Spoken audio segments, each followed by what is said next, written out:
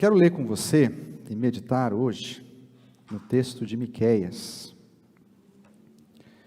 E se você é novo e está pensando, onde fica Miqueias? Você vai abrir a Bíblia no meio, vai encontrar Salmos, aí você vai mais para frente, vai passar Provérbios, Eclesiastes, Cantares, vai chegar nos livros que a gente chama de profetas. Vai passar Isaías, Jeremias, Lamentações, Ezequiel, Daniel, aí vai chegar nos profetas menores. E ali você vai começar com Oséias, Joel, Amós, Obadias, Jonas, Miqueias. Miqueias, capítulo 6. E eu quero ler com você do versículo 1 até o versículo 8. Então, Miqueias 6, de 1 a 8. E eu convido você a se colocar de pé para lermos a palavra do Senhor. Diz assim o texto do profeta Miqueias: ouçam o que diz o Senhor, levantem-se e apresentem sua causa, que os montes e as colinas sejam testemunhas de suas queixas. E agora, ó montes e firmes alicerces da terra, ouçam a queixa do Senhor. Ele julgará seu povo, fará acusações contra Israel. Ó meu povo, o que fiz para se cansarem de mim? Responda-me. Eu os tirei do Egito e os resgatei da escravidão. Enviei Moisés e Arão e Miriam para guiá-los. Ó meu povo, não se lembra de como Balaque, rei de Moabe, planejou que você fosse amaldiçoado, e como, em vez disso, Balaão, filho de Beor, o abençoou? Não recorda sua viagem do Vale das Acácias a Gilgal, quando eu, o Senhor, lhe revelei minha fidelidade? Que podemos apresentar ao Senhor? Devemos trazer holocaustos ao Deus Altíssimo? Devemos nos prostrar diante dele com ofertas de bezerros de 1 ano? Devemos oferecer ao Senhor milhares de carneiros e 10.000 rios de azeite? Devemos sacrificar nossos filhos mais velhos para pagar por nossos pecados? Ó povo, o Senhor já lhe declarou o que é bom e o que Ele requer de você: que pratique a justiça, ame a misericórdia e ande humildemente com seu Deus. Vamos orar? Senhor Deus e Pai, ajude-nos a compreender a Tua palavra e a entender o que o Senhor quer de nós e o que o Senhor requer de nós. Que o Senhor me use para falar a Tua palavra aqui para os meus irmãos, aqueles que nos acompanham. É a oração que fazemos em nome de Jesus. Amém. Você pode se assentar.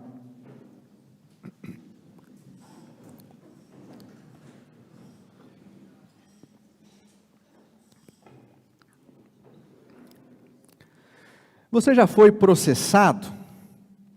Já recebeu alguma notificação para ir ao fórum? Responder alguma ação? Isso é uma fonte de grande temor para algumas pessoas, né? Nossa, eu tenho que ir no fórum. Você já imaginou se você recebesse uma carta de citação ou um oficial de justiça fosse até você: olha, você está sendo convocado para ir ao fórum porque tem uma pessoa te processando. E aí você pergunta, mas quem que está me processando? Ele fala, é Deus que está te processando. Deus tem uma ação contra você. Se a gente já tem medo de ações, imagina se Deus nos processasse. Hoje nós vamos meditar num texto que é uma ação de Deus contra o povo dele. Deus está movendo uma ação contra o povo de Israel.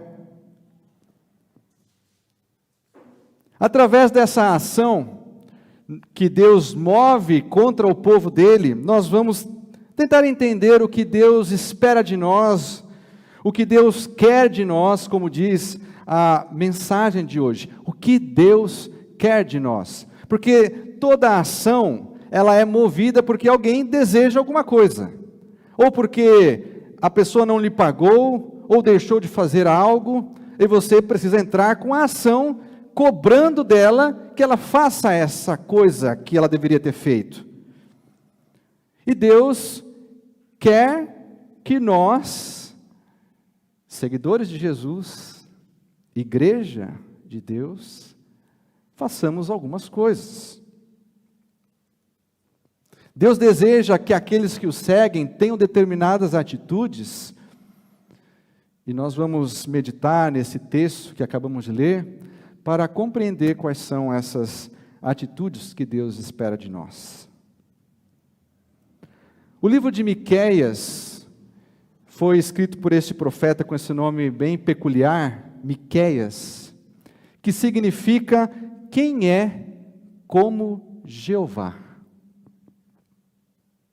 Miqueias, ele escreveu e profetizou num período de 3 reis, onde a nação onde ele vivia experimentou uma grande prosperidade, mas essa prosperidade veio acompanhada de muitos problemas acompanhados com idolatria, outros deuses entrando no meio do povo, práticas relacionadas à opressão, injustiça, e uma potência mundial aparecendo que conquistava todos os seus vizinhos e simplesmente destruía todos aqueles que se opunham contra eles, que eram os assírios. Miqueias também escreveu e profetizou num período onde outros profetas foram levantados por Deus para chamar a atenção do povo. E você já ouviu falar deles: Isaías, Amós, Oséias. Foram todos profetas levantados por Deus, e eles estavam num mesmo período de tempo falando e chamando a atenção do povo. Esse texto que a gente acabou de ler faz parte de uma terceira mensagem que Miqueias apresenta ao povo.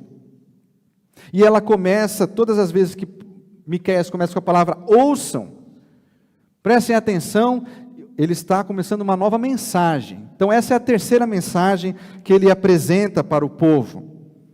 E ele chama a atenção nessa mensagem para essa ação judicial que Deus move contra o seu próprio povo. Ele faz a acusação, Deus faz a acusação, Deus chama as testemunhas, Deus ouve a resposta do povo e Deus apresenta a sentença, o julgamento. E o mais interessante é que o nome do profeta, vocês lembram qual era o significado do nome de Miqueias? Quem é como Jeová? Ele vai deixar no final da sua mensagem, no final do texto, no final do livro, ele vai deixar uma pergunta subentendida. Depois que Deus dá a sentença, depois que Deus ouve a testemunha, depois que Deus ouve a resposta do povo, Ele dá a sentença, mas deixa uma esperança no final, e com essa pergunta: quem é como Jeová? Há Deus semelhante a Jeová?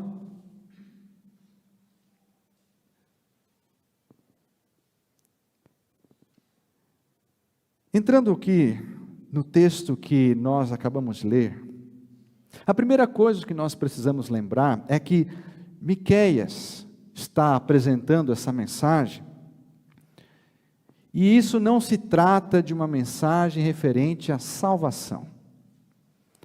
Deus não está exigindo do povo dele algo para que ele o salve. Deus já é Deus desse povo. Ele está tratando com o seu povo, ele já formou esse povo, já faz parte do favor de Deus, da bênção de Deus. Esse povo já faz parte da salvação de Deus.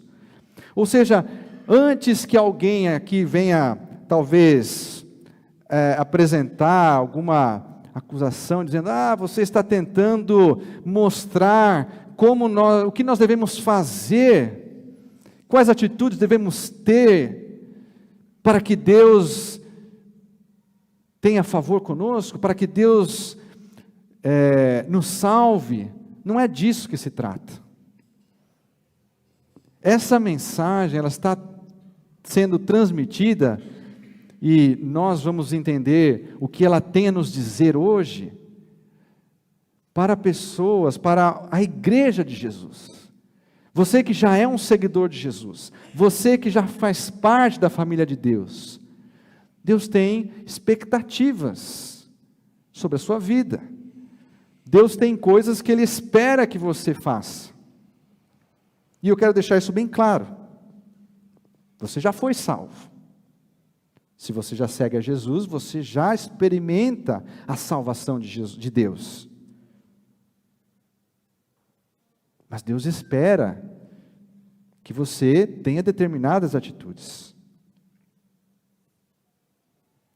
Nessa ação judicial que Deus move contra o seu povo, Ele começa chamando as testemunhas.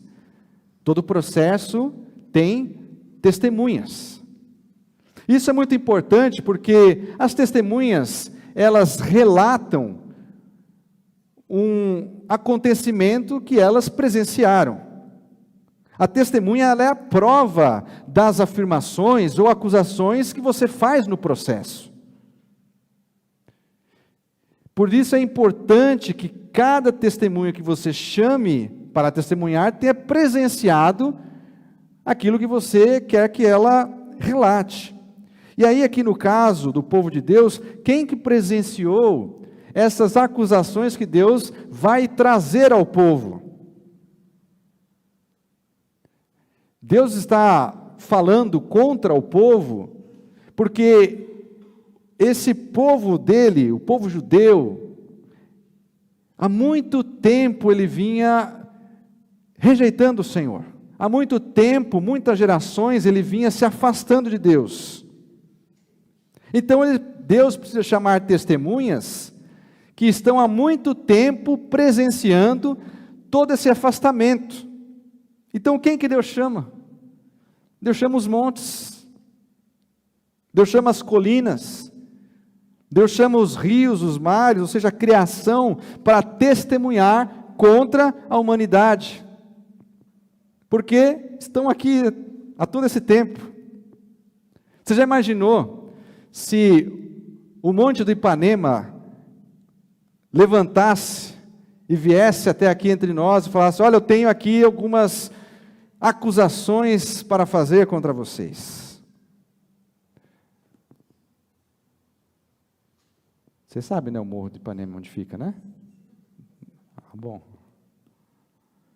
Nós subimos lá por 2 vezes. A partir do versículo 3, acompanhe comigo aí no texto. Deus começa a apresentar as suas acusações. E Ele apresenta 3 acusações contra o povo. Ele vai dizer, olha, vocês se cansaram de mim. Vocês não estão sendo gratos. E vocês estão realizando sacrifícios que eu nunca pedi.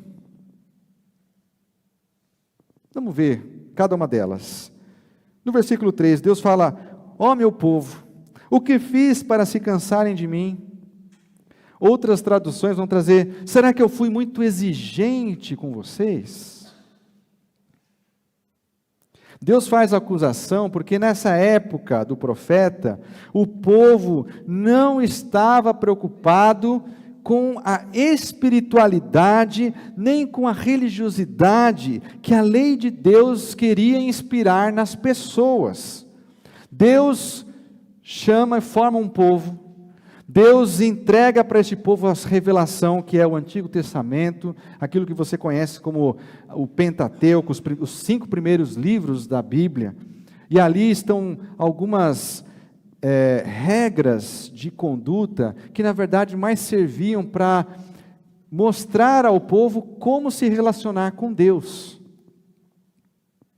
É que nem aqueles amigos que a gente tem, que a gente vê como eles são, e isso nos inspira a nós sermos melhores do que nós somos em algumas áreas. Alguns amigos que a gente conhece nos inspiram a sermos mais estudiosos, a mudarmos o nosso comportamento. Deus entregou a lei na expectativa que ela inspirasse o povo a se tornar mais achegado a Deus.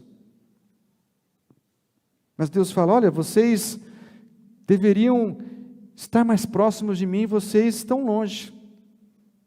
Parece que vocês se cansaram de mim. Parece que vocês não querem saber mais de mim. E nós sabemos disso, porque esses outros profetas que eu falei para vocês, que eram contemporâneos de Miqueias, apontavam essa mesma falha.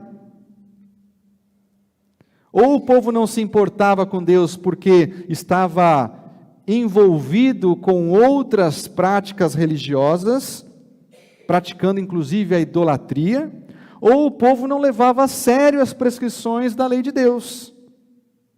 Oséias, por exemplo, vai acusar o povo de ser infiel, porque estava indo atrás de outros deuses. Isaías vai falar que Deus já não suportava os cultos do povo, porque não eram feitos de coração, eram da boca para fora. Deus então fala, vocês se cansaram de mim, não querem mais saber de mim. A lei que eu dei para inspirar vocês a se tornarem mais próximos, a me desejarem mais, a serem mais amigos meus, vocês não querem saber. Deus apresenta a segunda acusação. Olha, vocês também não estão sendo gratos. Veja o versículo 4. E aí Deus começa, a partir do versículo 4, a listar várias bênçãos, vários atos salvadores, libertadores, abençoadores, que Ele, Deus, fez, mas o povo parece que não estava ligando. Ele começa a partir do 4, ó meu povo, vocês não lembram que eu libertei vocês do Egito? Isso foi o meu favor para vocês, a minha bênção para vocês. Vocês não lembram que eu lhes dei uma liderança confiável? Moisés, Arão e Miriam conduziram vocês. Vocês não lembram que eu os abençoei quando os outros povos queriam amaldiçoar vocês? Que é o caso que ele fala aqui de Balaão. Vocês não lembram que eu realizei atos de justiça por vocês, quando os conduzi do Vale das Acácias até Gilgal, e aqui ele está lembrando da travessia do povo pelo Rio Jordão. Deus seca o rio para que o povo atravesse. Ele traz à memória também os inimigos que foram derrotados, os midianitas, a cidade de Jericó. Veja, lembra de tudo isso que eu fiz por vocês, lembram da provisão que eu lhes dei, o maná, e depois a terra onde vocês entraram, os frutos que elas produziram para vocês se alimentarem. Vocês não lembram disso? Vocês lembram, vocês só não estão me agradecendo. Todos esses atos que Deus realizou, Deus fez, não porque aquelas pessoas mereciam. E se você for dar uma olhada na história, talvez eles não merecessem tanto assim, né? Afinal de contas, cada oportunidade que o povo tinha, murmurava. Mas Deus continuava abençoando, cuidando. Deus realizou isso porque foi de graça, foi um presente. Quando a gente recebe um presente, qual que é a expectativa de quem deu o presente? Gratidão. Mas o que estava acontecendo é que o povo não estava lembrando de tudo isso. Mas estava acontecendo algo pior. Eles não só não estavam lembrando, mas eles estavam achando que eles mereceram todos esses presentes que Deus deu. Estavam achando que receberam esse presente porque mereciam.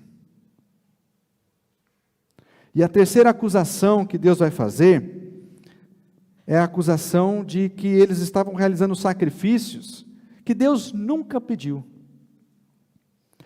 A partir do versículo 6, Deus começa a falar, olha, Ele traz aqui como se o povo tivesse respondendo a Deus essas acusações. É como se o povo estivesse falando assim, mas Deus, o que o Senhor quer de nós? Nós já te damos holocaustos, que são os sacrifícios dos animais pelo pecado. Nós apresentamos as nossas ofertas, que são os bezerros. Apresentamos carneiros, azeite, até sacrificamos os nossos filhos pelos nossos pecados. Isso não é suficiente para o Senhor? O Senhor quer mais? Já lhe dei tanto.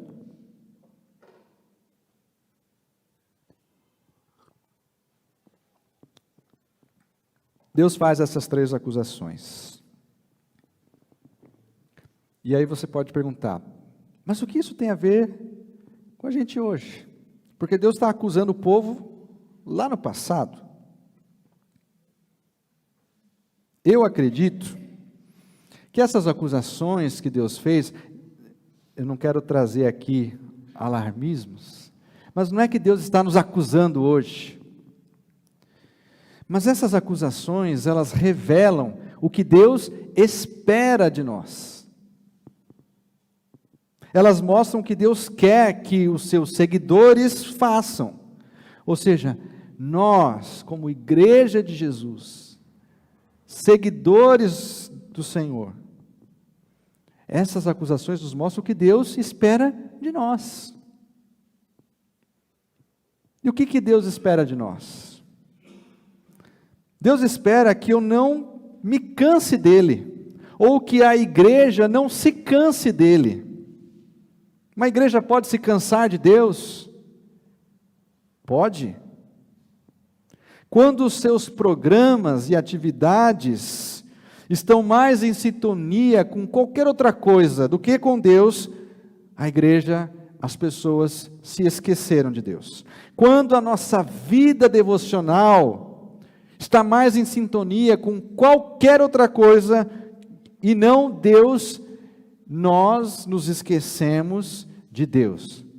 Em algumas pessoas até quando existe uma vida devocional. Deus se torna uma lembrança, uma vez por semana, no domingo. Também nos mostra que nós não podemos nos esquecer de sermos gratos. A igreja não pode se esquecer de ser grata. Quando as bênçãos recebidas, a influência na sociedade se tornam posições ou direitos que devem ser defendidos com unhas e dentes, a igreja age como se tudo fosse conquista dela. E ela deixa de ser grata a Deus.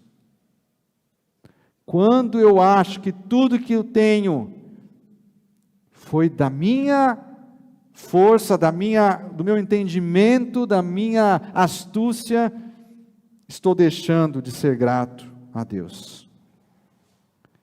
E por fim, nós não precisamos realizar sacrifícios que Deus nunca pediu. A igreja não precisa realizar sacrifícios que Deus nunca exigiu.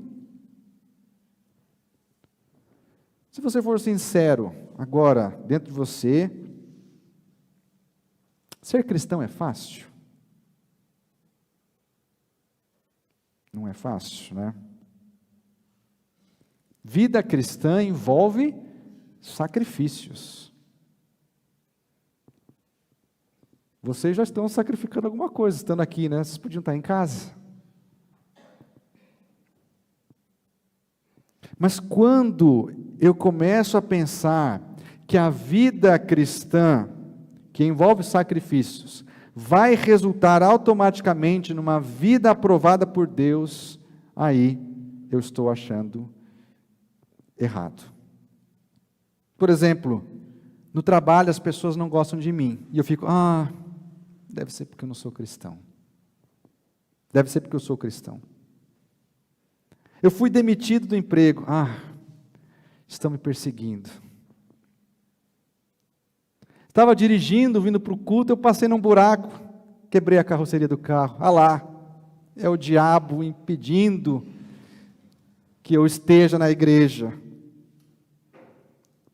Olha, Senhor, como todas essas coisas estão acontecendo, esse sacrifício que eu estou oferecendo ao Senhor, me proteja, me abençoe, me guarde, tudo que eu faço é pelo Senhor.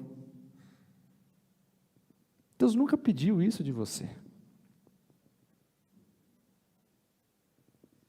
Deus nunca exigiu isso de você.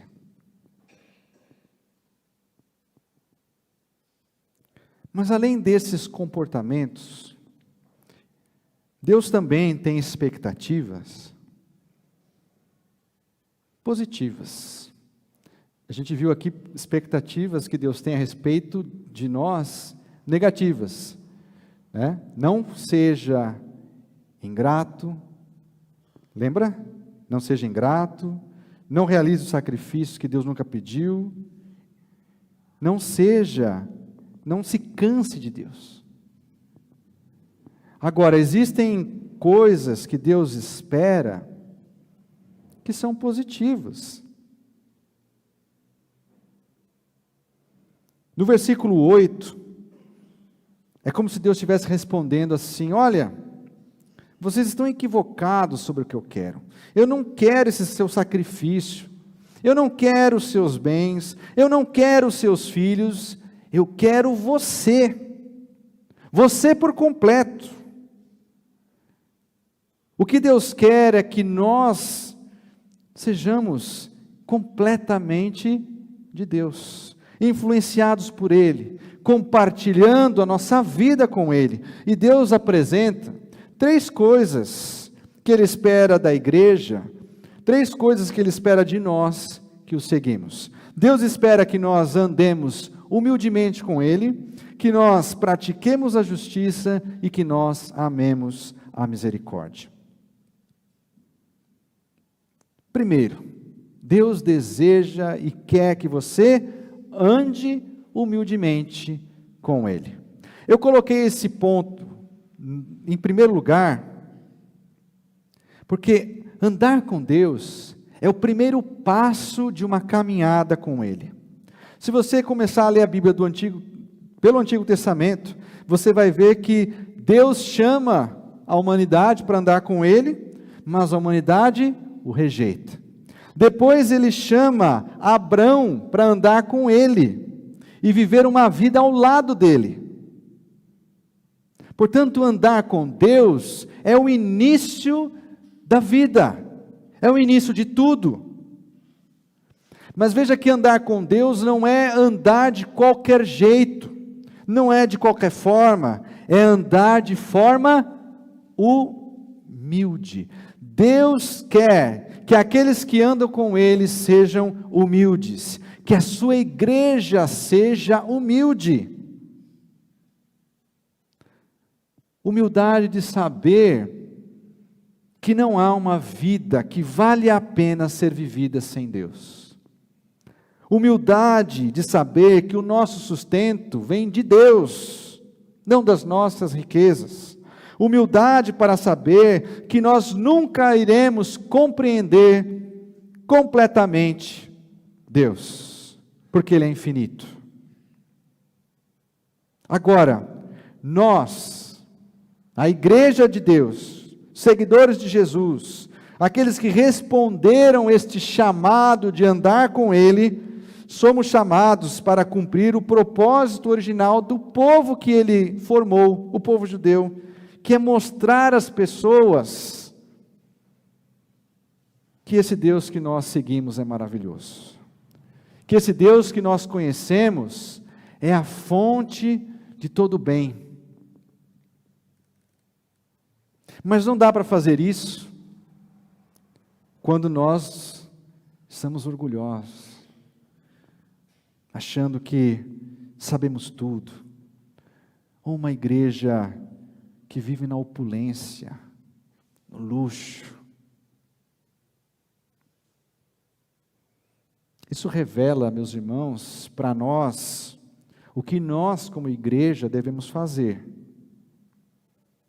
que é continuar sendo essa igreja, que apresenta com simplicidade o Evangelho de Jesus, uma igreja que com humildade congrega aqueles que desejam se achegar a Deus, uma igreja que mostra com simplicidade o que é ser igreja de Jesus, uma comunidade onde todos são ouvidos, onde todos são respeitados, onde todos sentem a presença de Deus. Deus também deseja que nós pratiquemos a justiça. E para você ver como isso é importante para Deus, um outro profeta que viveu na mesma época de Miqueias também disse a mesma coisa. Lá em Isaías, capítulo 1, versículo 16 e 17, o profeta diz o seguinte: lavem-se e limpem-se, removam seus pecados da minha vista e parem de fazer o mal. Deus falando para o povo. Aprendam a fazer o bem e busquem a justiça.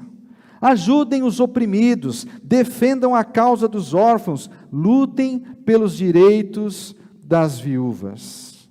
A justiça é muito importante para Deus. Ela é muito importante para Deus. Ela é tão importante que Ele enviou diversas pessoas para exigir isso do seu povo. E por fim, Ele enviou o seu Filho para mostrar à humanidade o que era a justiça divina, o que Ele esperava de justiça. E sabe o que as pessoas fizeram? Mataram Ele. E como diz o Zagalo, aí sim, fomos surpreendidos novamente. Isso estava no plano de Deus. Porque Deus queria revelar o que era a justiça. E a justiça significa cada um pagar pelos seus próprios erros. Significa cada um responder ou ser responsável pelos seus próprios erros, desvios, pecados, o que você quiser chamar. Só que esse tipo de justiça, que é a justiça de Deus, ela nos mantém afastados dele, nos mantém longe dele. Mas Deus não quer isso. Lembra? Ele nos chama para andar com Ele. Então Deus bolou um plano. O plano de Deus era: vou enviar o meu Filho em forma humana, para que Ele mostre e ensine o que é a justiça divina, o que é a justiça que eu espero. As pessoas não vão aceitar, vão inclusive matá-lo. Mas isso vai significar que o meu Filho está assumindo a responsabilidade pelos erros, pelos pecados de todo mundo inteiro. Ou seja, ele vai pagar pelos pecados de todos. E com isso, todos aqueles que quiserem andar comigo, poderão. O plano grandioso de Deus. Então a morte de Jesus é o cumprimento da justiça de Deus por nós. É Jesus pagando pelos nossos erros. E agora que a justiça de Deus foi cumprida em Jesus, nós não temos mais o problema do pecado. do erro nos afetando. E aí nós podemos pensar em outras formas de justiça.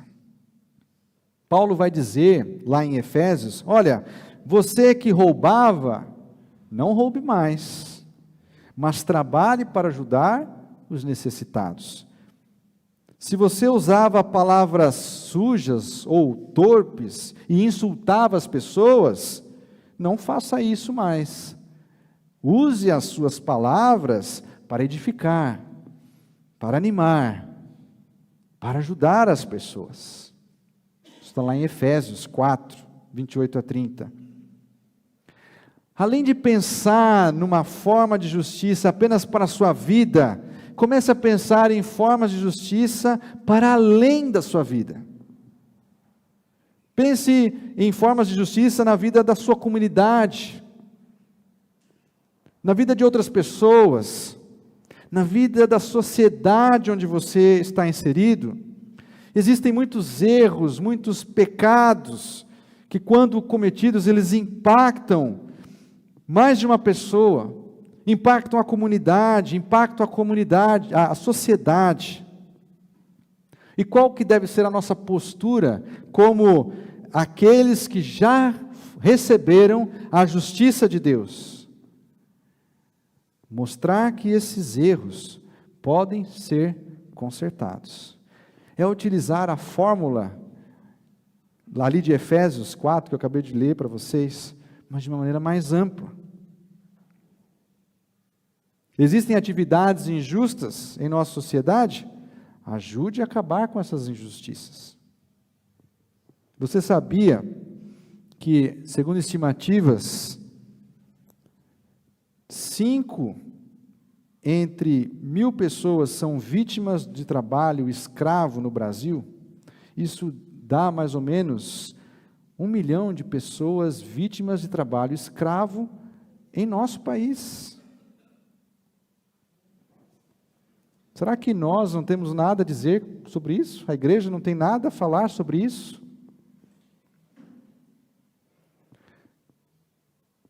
Em 2023, 21 pessoas foram mortas dentro de um grupo de 100 mil, ou seja, em números absolutos, mais de 43 mil pessoas foram mortas em nosso país. Não temos nada a dizer sobre isso? E aí você pode pensar, o que a igreja de Jesus tem a ver com isso? Tem tudo a ver. Porque nós só podemos pregar o evangelho primeiro para quem está vivo.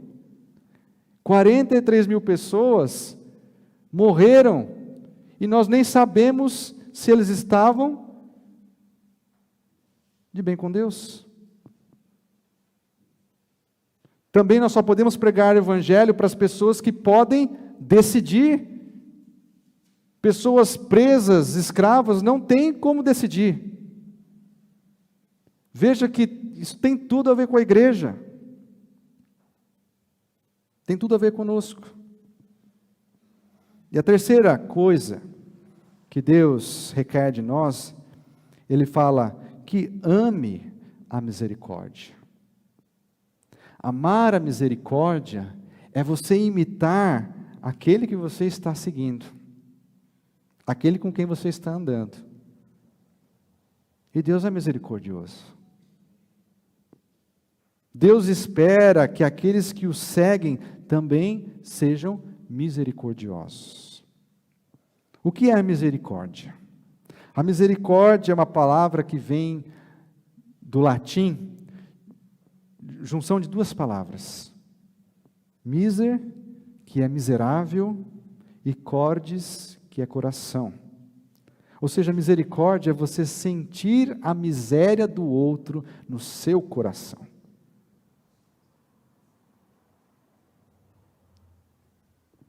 Existem crianças de rua na nossa cidade? Vamos acolher, vamos ajudar. Mas não apenas isso, vamos cuidar para que não existam mais crianças de rua. O que tem causado isso? Existem comunidades carentes que não têm alimento? Vamos dar alimento.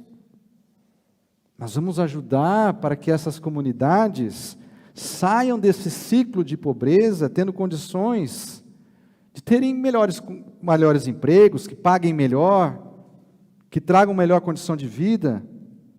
É sentir a miséria do outro no nosso coração.